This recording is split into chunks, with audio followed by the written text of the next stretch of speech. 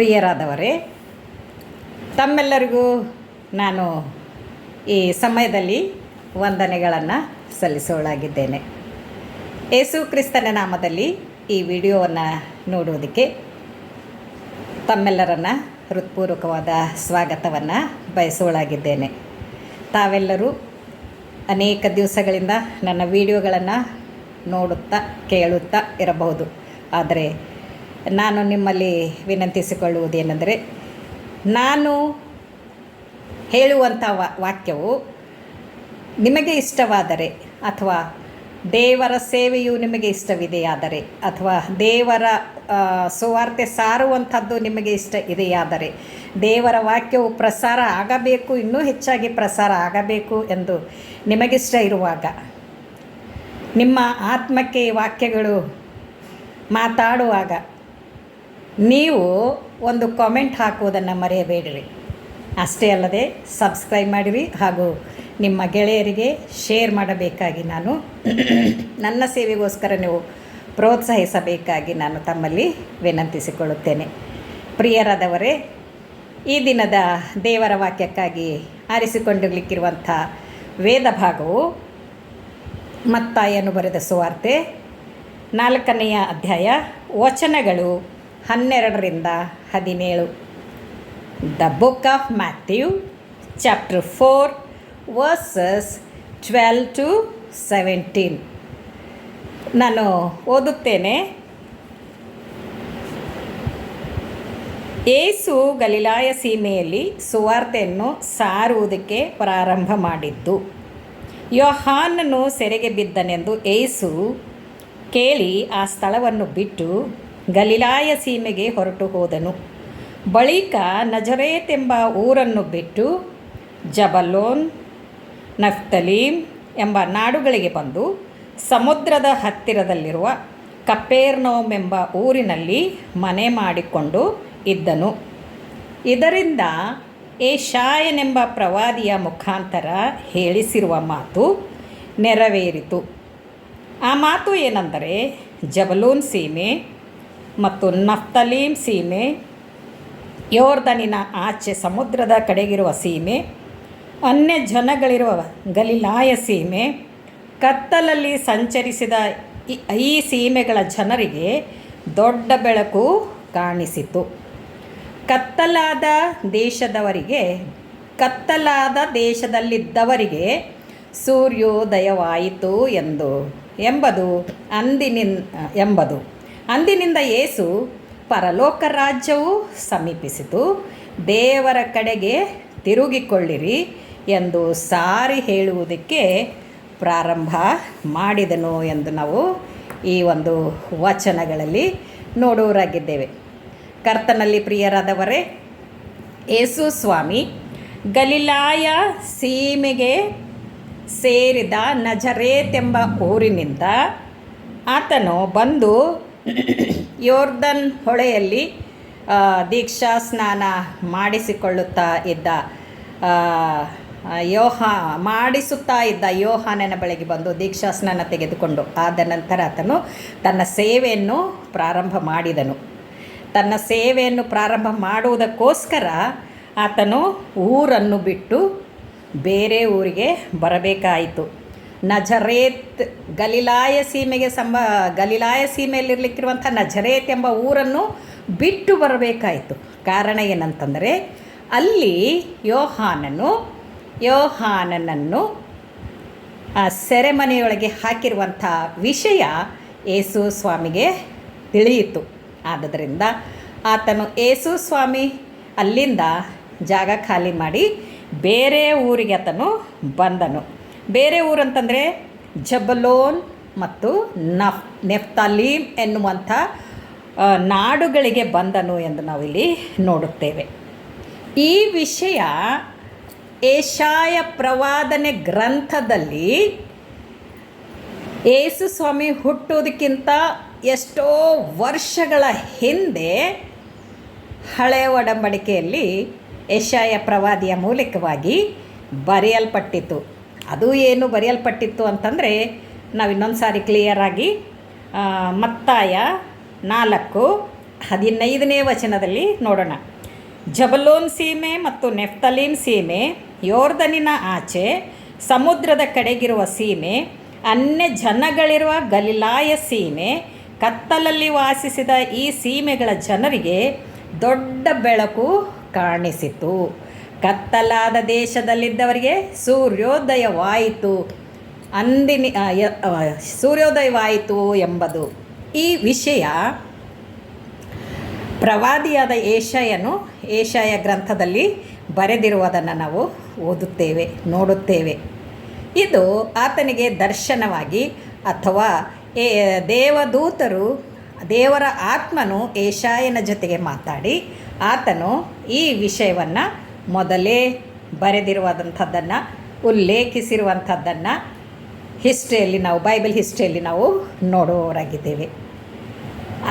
ಆವಾಗಿನಿಂದ ಯೇಸು ಸ್ವಾಮಿ ಯೋಹಾನಂತೂ ಸೆರೆಮನೆಯಲ್ಲಿ ಹಾಕಿದ್ದಾರೆ ಅಂತ ತಿಳಿದು ಈತನು ಸುವಾರ್ತೆ ಸಾರೋದಕ್ಕೆ ಪ್ರಾರಂಭ ಮಾಡಿದನು. ಸುವಾರ್ತೆ ಸಾರೋದಕ್ಕೆ ಪ್ರಾರಂಭ ಮಾಡೋದಕ್ಕಿಂತ ಮುಂಚೆ ಆತನು ದೀಕ್ಷಾ ಸ್ನಾನ ಮಾಡಿಸಿಕೊಂಡು ನೀರಿನಿಂದ ಮೇಲಕ್ಕೆ ಬಂದನು. ನೀರಿನಿಂದ ಮೇಲಕ್ಕೆ ಬಂದಾಗ ಆತನಿಗೆ ಒಂದು ಆಕಾಶವಾಣಿ ಆಗ್ತದೆ. ಈತನು ಪ್ರಿಯನಾಗಿರುವ ನನ್ನ ಮಗನು, ಈತನನ್ನು ನಾನು ಮೆಚ್ಚಿದ್ದೇನೆ ಎಂದು. ನಂತರ ಆತನು ಪವಿತ್ರಾತ್ಮಭರಿತನಾಗಿ ಸುವಾರ್ತೆ ಸಾರುವುದಕ್ಕೆ ಪ್ರಾರಂಭ ಮಾಡಿದನು ಎಂದು ನಾವು ಸತ್ಯವೇದದಲ್ಲಿ ನೋಡುತ್ತೇವೆ. ಯೇಸು ಸ್ವಾಮಿ ಸುವಾರ್ತೆ ಸಾರುವುದಕ್ಕೆ ಪ್ರಾರಂಭ ಮಾಡಿದ ಮೊದಲನೆಯ ಅಂಶ ಎಷ್ಟು ಚಿಕ್ಕದಾಗಿದೆ. ಕೇವಲ ಒಂದು ಸೆಂಟೆನ್ಸ್ ಅಥವಾ ಒಂದು ಸ್ಟೇಟ್ಮೆಂಟ್. ಅದು ಯಾವ ಸ್ಟೇಟ್ಮೆಂಟ್ ಅಂತ ನಾವು ನೋಡುವಾಗ ಮತ್ತಾಯನು ಬರೆದ ಸುವಾರ್ತೆ 4ನೇ ಅಧ್ಯಾಯ ವಚನ 17ರಲ್ಲಿ ಈ ರೀತಿಯಾಗಿ ಹೇಳ್ತದೆ: ಪರಲೋಕ ರಾಜ್ಯವು ಸಮೀಪಿಸಿತು, ದೇವರ ಕಡೆಗೆ ತಿರುಗಿಕೊಳ್ಳಿರಿ ಎಂದು ಸಾರಿ ಹೇಳುವುದಕ್ಕೆ ಪ್ರಾರಂಭ ಮಾಡಿದನು. ಇದಕ್ಕಿಂತ ಮುಂಚೆ ಯೋಹಾನನು ಸಾರಿ ಹೇಳ್ತಾ ಇದ್ದನು. ಯೋಹಾನನು ಸೆರೆಗೆ ಬಿದ್ದ ಮೇಲೆ ಯೇಸು ಕ್ರಿಸ್ತನ ಮೇಲೆ ಪರಿಶುದ್ಧಾತ್ಮನು ಇಳಿದು ಬಂದಾಗ ಯೇಸು ಕ್ರಿಸ್ತನು ಪರಿಶುದ್ಧಾತ್ಮನಿಂದ ತುಂಬಿದವನಾಗಿ ಸುವಾರ್ತೆ ಸಾರುವುದಕ್ಕೆ ಪ್ರಾರಂಭ ಮಾಡಿ ಅಲ್ಲಿ ಒಂದು ಉತ್ತಮವಾದ ಒಂದು ಕರೆಯನ್ನು ಕೊಡ್ತಾನೆ, ಉತ್ತಮವಾದ ಒಂದು ಆಮಂತ್ರಣವನ್ನು ಕೊಡ್ತಾನೆ. ಉತ್ತಮವಾಗಿ ಜನರನ್ನು ಪರಲೋಕ ರಾಜ್ಯಕ್ಕೆ ಸೇರುವಂಥ ಒಂದು ವಿಷಯವನ್ನು ತಿಳಿಸ್ತಾ ಇದ್ದಾನೆ. ಏನಂತ ತಿಳಿಸ್ತಾ ಇದ್ದಾನೆ? ಪರಲೋಕ ರಾಜ್ಯವು ಸಮೀಪಿಸಿತು.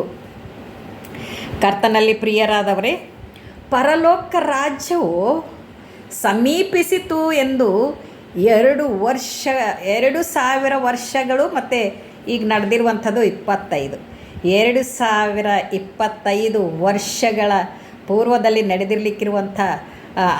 ಆಗ ನಡೆದಿರಲಿಕ್ಕಿರುವಂಥ ಘಟನೆ ಇನ್ನೂ ಜರುಗಲೇ ಇಲ್ಲ. ಯಾಕೆ ಇನ್ನೂ ಜರುಗಲಿಲ್ಲ? ಯಾಕೆ ಅದು ಸಂಭವಿಸಲಿಲ್ಲ? ಯೇಸು ಹೇಳಿದ್ದು ಸುಳ್ಳ? ಯೋಹಾನ ಹೇಳಿದ್ದು ಸುಳ್ಳ? ನಾವು ಒಂದು ಪ್ರಶ್ನೆ ನಮ್ಮೊಳಗೆ ಬರಬಹುದು. ಆದರೆ ಸತ್ಯವೇದ ಯಾವತ್ತೂ ಸುಳ್ಳು ಹೇಳುವುದಿಲ್ಲ. ಬೈಬಲ್ ಯಾವತ್ತೂ ಸುಳ್ಳು ಹೇಳುವುದಿಲ್ಲ. ಯೇಸು ಸ್ವಾಮಿ ಮತ್ತು ಯೋಹಾನನು ಹೇಳಿರುವಂಥ ವಿಷಯ ಸತ್ಯವಾಗಿರುವಂಥದ್ದೇ, ಮುಂದೆ ಆಗುವಂಥದ್ದೇ ಆಗಿದೆ. ಇಲ್ಲಿ ಏನು ಹೇಳ್ತಾ ಇದೆ ಅಂತಂದರೆ, ಪರಲೋಕ ರಾಜ್ಯವು ಸಮೀಪಿಸಿತು. 2 ವರ್ಷ ಸಮೀಪಿಸಿತು ಅಂದರೆ ಹತ್ತಿರನೇ ಇದೆ ಅಂತ ಅರ್ಥ, ಅಥವಾ ಸಮಯ ಬಂತು ಅಂತ ಅರ್ಥ. ಆದರೆ ಸಮೀಪಿಸಿತು ಅಂಥೇಳಿ 2000 ವರ್ಷಗಳಾಗೋಯ್ತಲ್ಲ, ಇನ್ನೂ ಬರಲೇ ಇಲ್ಲಲ್ಲ ಎನ್ನುವಾಗ ಸತ್ಯವೇದದಲ್ಲಿ ಒಂದು ದಿನ 1000 ವರ್ಷಕ್ಕೆ ಸಮಾನ, 1000 ವರ್ಷ ಒಂದು ದಿನಕ್ಕೆ ಎನ್ನುವಂಥದ್ದು ನಾವು ಓದುತ್ತೇವೆ. ಹಾಗಾದರೆ ಈ ಸಮೀಪಿಸಿತು ಎನ್ನುವಂಥ ಶಬ್ದ ಇನ್ನೊಂದು ನಾವು ನೋಡುವಾಗ ದೇವರು 2000 ವರ್ಷಗಳಕ್ಕಿಂತ ಮೊದಲೇ ಈ ಮಾತು ಹೇಳಿರುವಾಗ ಇದು ಯಾಕೆ ಇನ್ನೂ ಸಂಭವಿಸಲಿಲ್ಲ ಅಂತಂದರೆ, ದೇವರು ಜನರನ್ನು ಆತನ ಕಡೆಗೆ ತಿರುಗಿಕೊಳ್ಳುವುದಕ್ಕೆ ಪರಲೋಕ ರಾಜ್ಯ ಸಮೀಪಿಸಿತು, ದೇವರ ಕಡೆಗೆ ತಿರುಗಿಕೊಳ್ಳಿರಿ ಎನ್ನುವಂಥ ಮಾತಿಲ್ಲಿ ಹೇಳುವಾಗ ಆತನ ಕಡೆಗೆ ತಿರುಗಿಕೊಳ್ಳುವುದಕ್ಕೆ, ಪಾಪದಿಂದ ಬಿಡುಗಡೆ ಹೊಂದುವುದಕ್ಕೆ, ಪಾಪಗಳಿಗಾಗಿ ಪಶ್ಚಾತ್ತಾಪ ಪಡುವುದಕ್ಕೆ ಇನ್ನೂ ಅವಕಾಶ ಕೊಟ್ಟಿದ್ದಾನೆ. ಇನ್ನೂ ಅವಕಾಶ ಕೊಟ್ಟಿದ್ದಾನೆ. ಆ ಅವಕಾಶವನ್ನು ನಾವು ದುರುಪಯೋಗ ಪಡಿಸಿಕೊಳ್ಳಬಾರದು. ಆದಷ್ಟು ಬೇಗನೆ ನಾವು ದೇವರನ್ನು ಹುಡುಕುವವರಾಗಬೇಕು. ಆದಷ್ಟು ಬೇಗನೆ ದೇವರ ಸಮೀಪಕ್ಕೆ ಬರುವವರಾಗಬೇಕು. ಆದಷ್ಟು ಬೇಗನೆ ನಮ್ಮ ಪಾಪಗಳನ್ನು ಒಪ್ಪಿಕೊಳ್ಳುವವರಾಗಬೇಕು. ಆದಷ್ಟು ಬೇಗನೆ ನಾವು ದೇವರ ಕಡೆಗೆ ತಿರುಗುವವರಾಗಬೇಕು ಎಂದು ದೇವರ ವಾಕ್ಯವು ನಮ್ಮನ್ನು ಎಚ್ಚರಿಸುತ್ತದೆ. ದೇವರ ರಾಜ್ಯವು ಸಮೀಪಿಸಿತು, ದೇವರ ಕಡೆಗೆ ತಿರುಗಿಕೊಳ್ಳಿರಿ ಎಂದು. ದೇವರ ಕಡೆಗೆ ತಿರುಗಿಕೊಳ್ಳಿರಿ ಅಂತ 2000 ವರ್ಷಗಳ ಹಿಂದೆ ಯೇಸು ಕ್ರಿಸ್ತನು ಸಾರಿದ ಸುವಾರ್ತೆಯಂತೆ ಈಗಿನ ಭಕ್ತ ಜನರು ಸುವಾರ್ತೆ ಸಾರ್ತಾ ಇದ್ದಾರೆ. ಈಗಿನ ಸೇವಕರು ಸುವಾರ್ತೆ ಸಾರ್ತಾ ಇದ್ದಾರೆ. ಈಗಿನ ಅನೇಕ ಯೇಸು ಕ್ರಿಸ್ತನನ್ನು ಸ್ವೀಕರಿಸಿದವರು ಸುವಾರ್ತೆ ಸಾರ್ತಾ ಇದ್ದಾರೆ. ಅನೇಕರು ದೇವರ ಕಡೆಗೆ ಜನರು ಬರುವುದಕ್ಕೋಸ್ಕರ ಪ್ರಾರ್ಥನೆ ಮಾಡ್ತಾ ಇದ್ದಾರೆ.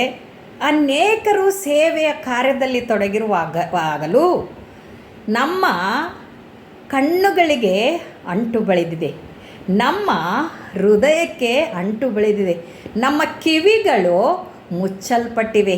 ನಾವು ಕೇವಲ ಈ ಲೋಕಕ್ಕಾಗಿ ಜೀವಿಸ್ತಾ ಇದ್ದೇವೆ ಹೊರತು ಈ ಕರೆಗೆ, ಈ ಆಮಂತ್ರಣಕ್ಕೆ ಯಾರೂ ಕಿವಿಗೊಡ್ತಾ ಇಲ್ಲ.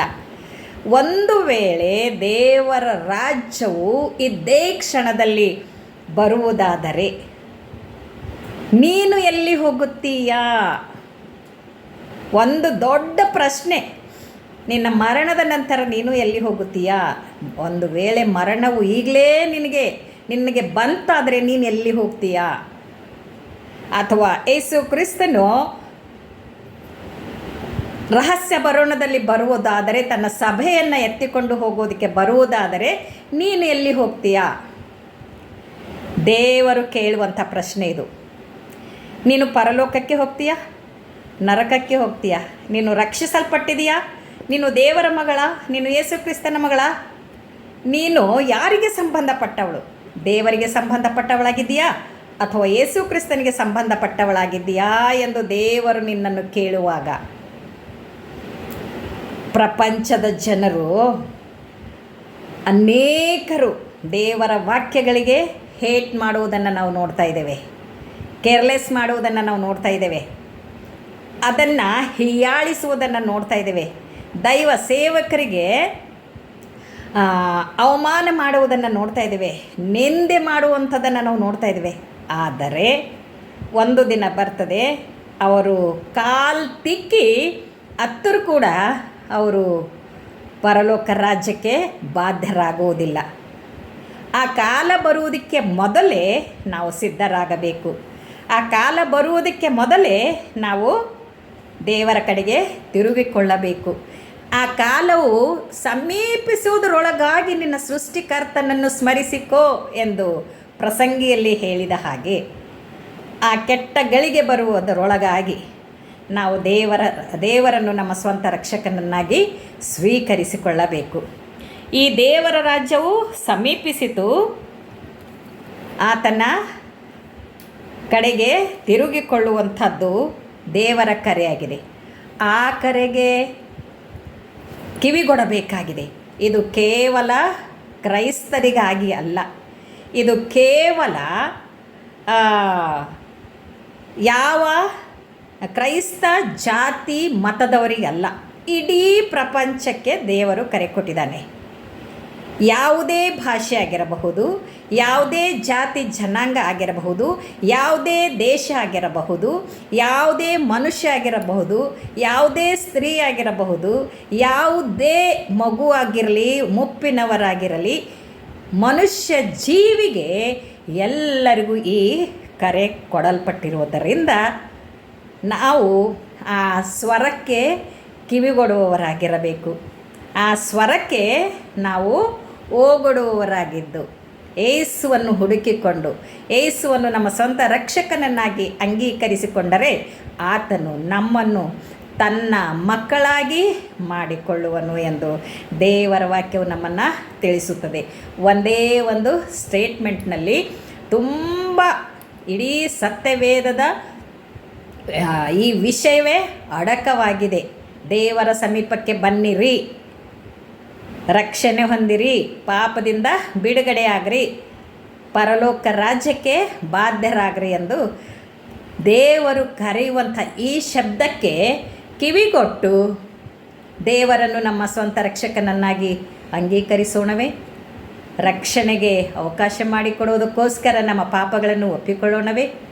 ಆತನನ್ನು ನಮ್ಮ ತಂದೆಯಾಗಿ, ನಮ್ಮ ಯಜಮಾನನಾಗಿ, ನಮ್ಮ ಕುರುಬನಾಗಿ, ನಮ್ಮ ನಾಯಕನಾಗಿ, ನನ್ನ ಆತ್ಮದ ಮೊದಲಿಂಗನಾಗಿ ಆತನನ್ನು ನಾವು ಸ್ವೀಕರಿಸಿಕೊಳ್ಳೋಣ ಎಂದು ಹೇಳುತ್ತಾ ಈ ವಾಕ್ಯವನ್ನು ಮುಗಿಸುತ್ತೇನೆ. ದೇವರ ನಾಮಕ್ಕೆ ಸ್ತೋತ್ರವಾಗಲಿ. ಪ್ರಾರ್ಥನೆ ಮಾಡೋಣ. ಭೂಪರಲೋಕಗಳ ಒಡೆಯನೇ, ನಿನಗೆ ಸ್ತೋತ್ರ. ಈ ಒಂದು ಸಮಯದಲ್ಲಿ ಕರ್ತನೆ, ನೀನು ನಮ್ಮೊಟ್ಟಿಗೆ ಮಾತಾಡಿದ್ದಿ, ಅದಕ್ಕಾಗಿ ಸ್ತೋತ್ರ. ದೇವರೇ, ನೀನು ಒಂದು ಸಾರಿರುವಂಥ ಸುವಾರ್ತೆಯ ಸ್ಟೇಟ್ಮೆಂಟ್ ಕೇವಲ ಒಂದೇ ಒಂದು ಲೈನ್ ಆಗಿದ್ದರೂ ಕೂಡ ಅದರಲ್ಲಿ ಎಷ್ಟೊಂದು ಅರ್ಥಗರ್ಭಿತವಾದ ವಿಷಯಗಳ ತುಂಬಿರುವುದರಿಂದ ಯೇಸುವೇ ನಿನಗೆ ಸ್ತೋತ್ರವನ್ನು ಸಲ್ಲಿಸುತ್ತೇನೆ. ನೀನು ಕೊಟ್ಟಿರುವಂಥ ಕರೆಗೆ ನಾವು ಹೋಗೊಡುತ್ತೇವೆ. ನೀನು ಕರೆದಿರುವುದಕ್ಕೆ ನಾವು ಕರ್ತನೆ ತಲೆಬಾಗುತ್ತೇವೆ. ನಿನ್ನನ್ನು ನಮ್ಮ ಸ್ವಂತ ರಕ್ಷಕನನ್ನಾಗಿ ಅಂಗೀಕರಿಸಿಕೊಳ್ಳುತ್ತೇವೆ. ನಮ್ಮ ಪಾಪಗಳನ್ನು ಒಪ್ಪಿಕೊಳ್ಳುತ್ತೇವೆ. ನಿನ್ನ ಮಕ್ಕಳಾಗಿ ಮಾಡಿಕೋ ಎಂದು ನಾವು ಬೇಡುವವರಾಗಿದ್ದೇವೆ. ಕರ್ತನೆ, ನಿನ್ನ ಮಕ್ಕಳಾಗಿ ಮಾಡಿಕೊಂಡು ನಮ್ಮ ಹೆಸರುಗಳು ಜೀವಬಾಧ್ಯರ ಪಟ್ಟಿಯಲ್ಲಿ ಬರೆಯಲ್ಪಡಬೇಕಾಗಿ ಜೀವವುಳ್ಳ ಯೇಸು ಕ್ರಿಸ್ತನ ಅತೀ ಶ್ರೇಷ್ಠವಾದ ನಾಮದಲ್ಲಿ ಈ ಪ್ರಾರ್ಥನೆ ವಿಜ್ಞಾಪನೆ ಬೇಡಿ ಹೊಂದಿದ್ದೇನೆ ಸ್ವಾಮಿ. ಆಮೇನ್, ಆಮೇನ್. ಎಲ್ಲರಿಗೂ ಯೇಸು ಕ್ರಿಸ್ತನ ನಾಮದಲ್ಲಿ ವಂದನೆಗಳು. ಆಮೇನ್. Praise the lord.